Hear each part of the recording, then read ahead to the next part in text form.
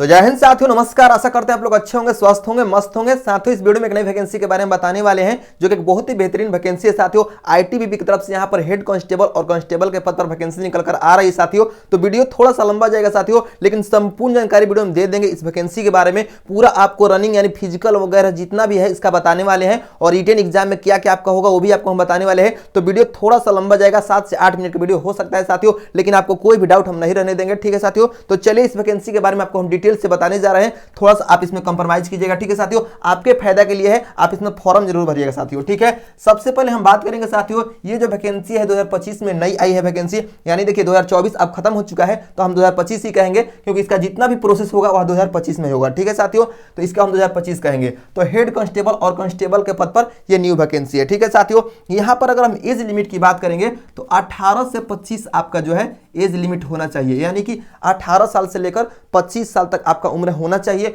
वहीं अगर आप ओबीसी कैटेगरी से आते हैं, ओबीसी से आते हैं दोस्तों, तो आपको 3 साल का, और आप एससी या एसटी से आते हैं तो आपको 5 साल का यहाँ पर छूट मिल जाएगा। ठीक है साथियों, 5 ईयर्स का यहाँ पर आपको छूट मिल जाए।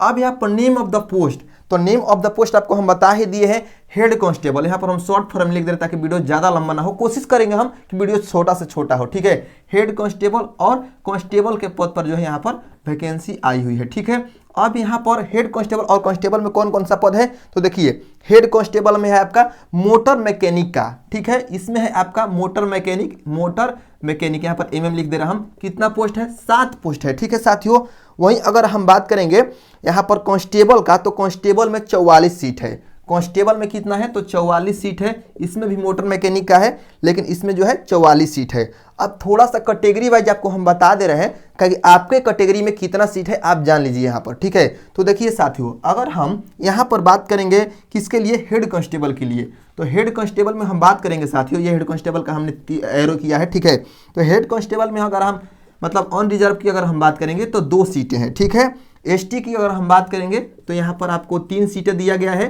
हेड कांस्टेबल में, जिसके लिए 7 सीटें हैं। और वहीं अगर हम बात करेंगे किसका, ओबीसी का, तो ओबीसी में जो है साथियों यहाँ पर 1 सीट है, और आपका ईडब्ल्यूएस में 1 सीट है। ठीक है, ईडब्ल्यूएस में 1 सीटें हैं। ठीक है, तो ये आपका हो गया 3 2 5 2 7। ठीक है, यानी यहाँ पर एससी के लिए कोई भी सीट नहीं है। तो अगर आप एसटी से आते हैं तो आपके लिए यहाँ पर 3 सीटें हैं, आपको 1 सीट लेना है, आप ट्राई जरूर कीजिएगा। ठीक है साथियों, उसके बाद यहाँ पर थोड़ा सा मतलब यहाँ पर हम कांस्टेबल की बात कर लेते हैं।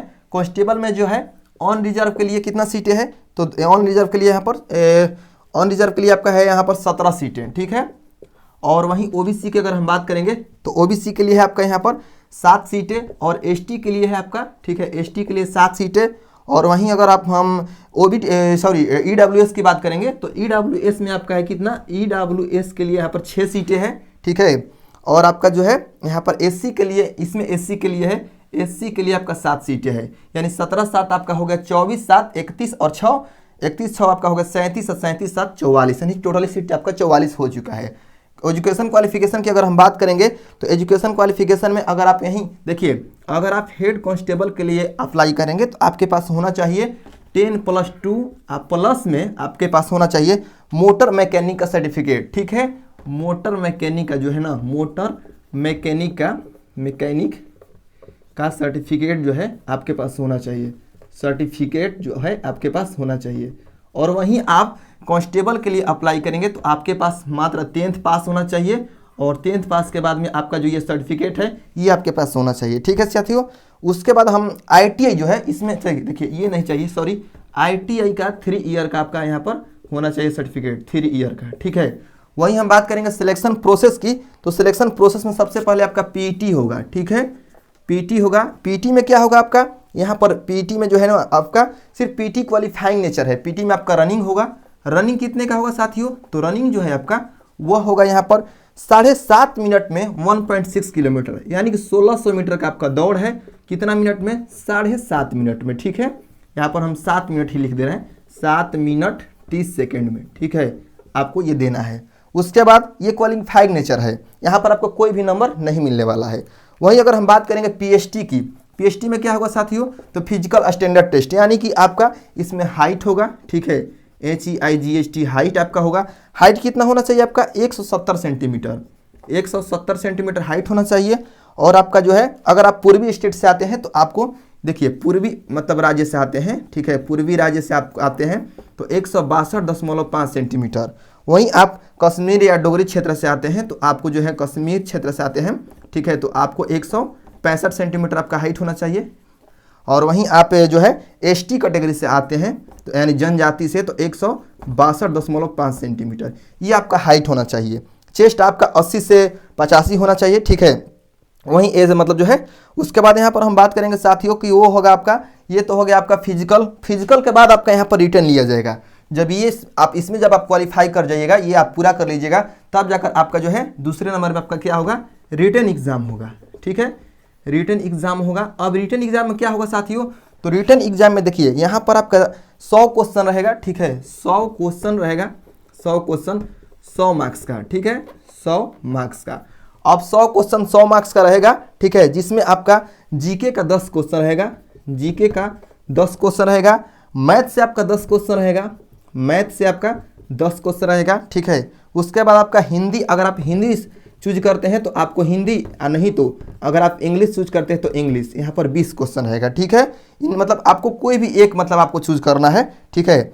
तो अगर आप वहीं देखिए ट्रेड से आपका कितना क्वेश्चन आएगा, तो ट्रेड से आपका जो है 60 आएगा, यानी अगर आप ITI हम देते हैं ITI ट्रेड से 60 क्वेश्चन आएगा, नहीं तो आप मोटर मैकेनिकल से आप डालेंगे तो मोटर मैकेनिकल का वहाँ 60 क्वेश्चन आएगा, ठीक है। ये हो गया आपका। उसके बाद आपका यहाँ पर देखिए थोड़ा सा हम बताना भूल गए, लॉन्ग जंप आपका होगा, लॉन्ग जंप होगा, जिसमें आपको कितना, यहाँ पर लॉन्ग जंप में आपका 11 फीट आपको जंप करना है, ठीक है। 3 चांस आपको दिया जाएगा, 3 चांस आपको है दिया जाएगा।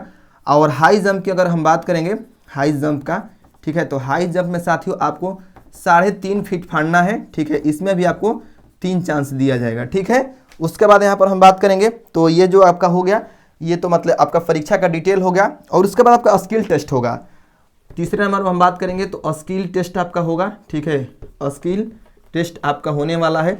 उसके बाद आपका मेडिकल होगा, 4 नंबर में मेडिकल होगा, मेडिकल, ठीक है। यानी कि इतने सारे प्रोसेसों के गुजरने के बाद आप बनेंगे ITBP हेड कांस्टेबल या कांस्टेबल, ठीक है। तो ये आपका जानकारी हुई जो कि आपको हम थोड़ा सा कोशिश किए हैं समझाने का, शायद आप समझे होंगे। अगर आप नहीं समझे होंगे ये जानकारी तो आप कमेंट में डायरेक्टली हमसे क्वेश्चन पूछ सकते हैं इस वैकेंसी के रिलेटेड, ठीक है, हम आपको वहाँ पर डायरेक्टली जवाब दे देंगे। कोई भी डाउट आपके मन में हो, हाइट, चेस्ट या परीक्षा से रिलेटेड या किसी भी मतलब आपको रिलेटेड हो, तो आप हमें कमेंट कीजिए, हम आपका उसका रिप्लाई जो है डायरेक्टली देंगे। धन्यवाद, मिलते हैं नेक्स्ट वीडियो में।